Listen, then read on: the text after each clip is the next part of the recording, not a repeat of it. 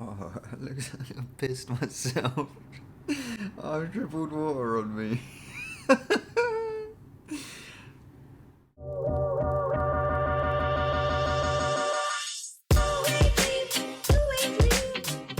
Hello everyone, it's Vinny, back again with another video, here to help you be your best self. This information is available here for free every single week, so please click the subscribe button, click the like button if you enjoy my content.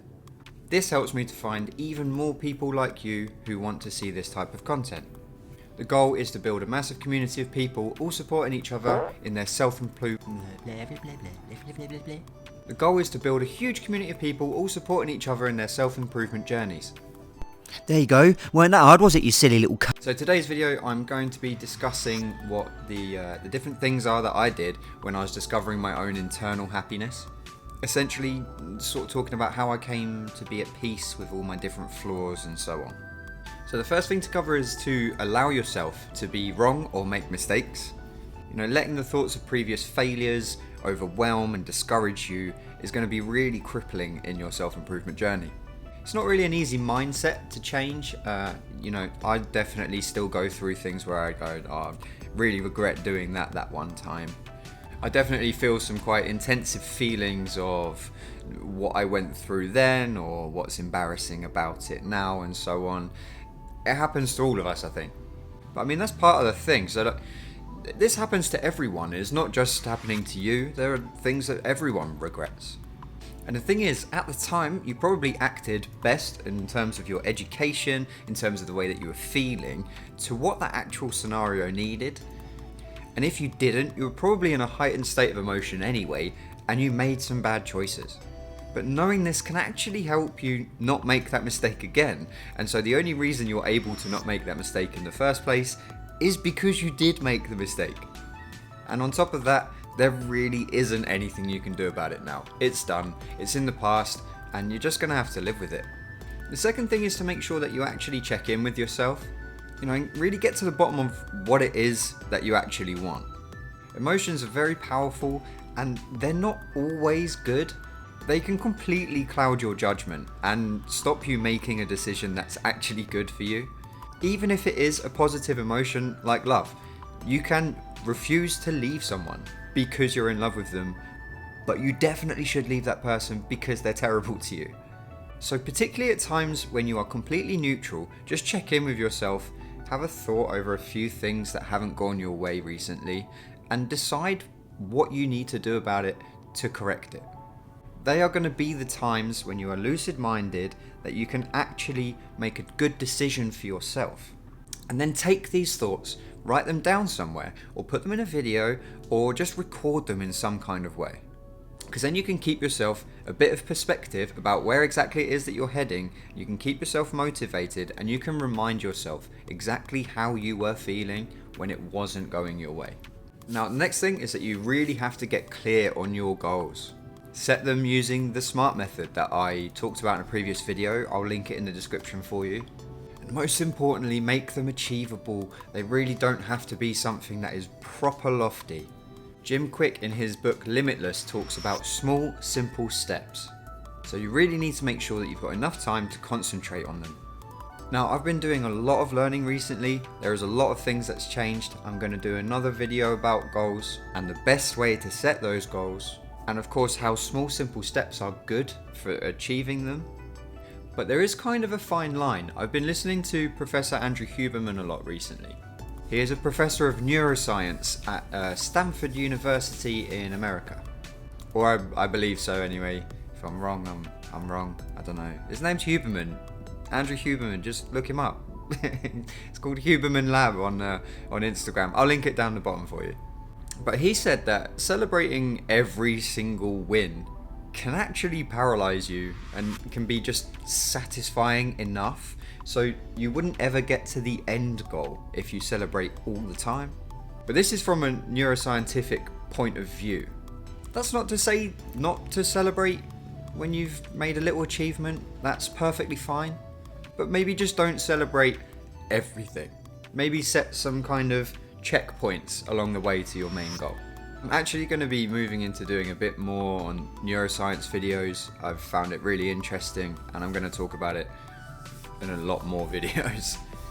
I am really sorry as well if there is lots of ambient noise. I don't know what's going on outside, but there are a lot of vehicles. Anyway, Professor Huberman, in the description, check it out if you want it. Moving on with my video anyway, being internally content is a bit bigger than the steps I've just said. Having a good understanding of human relations in general is quite a good thing to have for your own psyche. In a book by Dale Carnegie, How to Win Friends and Influence People, he talks about a lesser appreciated human need, and that need is to feel important in some way at something. Every single person that you talk to will genuinely believe that they are superior in knowledge or understanding of one particular thing that they take a big interest in, and this is generally where they get their sense of importance. But simply by knowing that in yourself can make it so much easier to quell the need to feel important. Once you decide just how much you need to feel important, just who you need to feel important to, or what you want to feel important in, like how does that role fit into your life, it's so much easier to satiate that need to be important. And then you can do it in a way that is socially acceptable. You don't have to hate yourself for wanting to feel important, and you can do it in a comfortable way without harming any of your relationships. I like the example of family. I mean, that's changed a lot in modern times. It's really not everyone lives in the same way that I do, where my mum and dad are actually still married. That's actually relatively uncommon these days. It used to be that the man would be at the head of the household and would be made to feel important that way, and then the mum would bring up the kids and be made to feel important that way, and then the kids would go on and emulate that and have their own lives, and the cycle begins again. It was very simple. But it's just not that way anymore. I'm not saying that that way was better to live. It's just different now. And in particular, with social media being so massive like it is now, everyone is performing for everyone all the time. And they're all showing about all the different things that they've got, which is incredible. It can be very easy to feel like your world is shrinking and you are insignificant inside it. And that's not your fault. I'm even doing it right now. I'm on YouTube. And that's perfectly fine. Just keep some perspective about it and try and find the way to feel important somewhere else. So the final thing, you've probably heard it quite a lot before, and it's not really easy to do, but it's to just not be so hard on yourself. As I was saying, thanks to social media, I'd already touched on this, but basically because everyone is just throwing in your face all the stuff that they've got, and just how successful they were because they were 21 and they traded stocks and got a lucky break, I guess, I don't know. Or these like young rappers and they put it in their music, like, oh yeah, I've got this new fast car. I mean, who cares, man, really? It's perfectly fine if you want to work towards that, but the thing is, you will find that it's actually quite realistic to be able to get all those things over time if you really want them, if you manage everything properly. So just don't expect it to come like that. I have said about when goal setting, it's not a journey of A to B, it's a journey of A to Z. And a tiny amount of people get really lucky, but it really is a tiny amount of people. There are nearly 8 billion people on this planet. 67 million thereabouts just in this country. And I can guarantee you it's like 0.1% of this country are actually doing something very big. And cool, good for them. But be happy for the fact that you're not those people. You can still have a perfectly fulfilled life without all of that. We are all individuals. We all develop towards being our best selves at different rates. I always like using Dame Judi Dench as a example for this, because she was like 50 or 60 when she got her first major actress role. And then she was subsequently made a dame. So she's doing okay, even though she was middle-aged when she got her first acting role. We all have different ideas of what a personal success is. But that's what they are, they're personal to you. Don't compare them to someone else's. It's perfectly fine to be influenced by their stories. I personally like Neil Harris, who used to play football for Millwall FC. I'm also a really big fan of Will Smith. And there's like a whole bunch of other people in there, and I've seen what they do, and it's been inspiring. But I don't want to be them. I want to be me. Look, I've got my stuff on a t-shirt and a hoodie.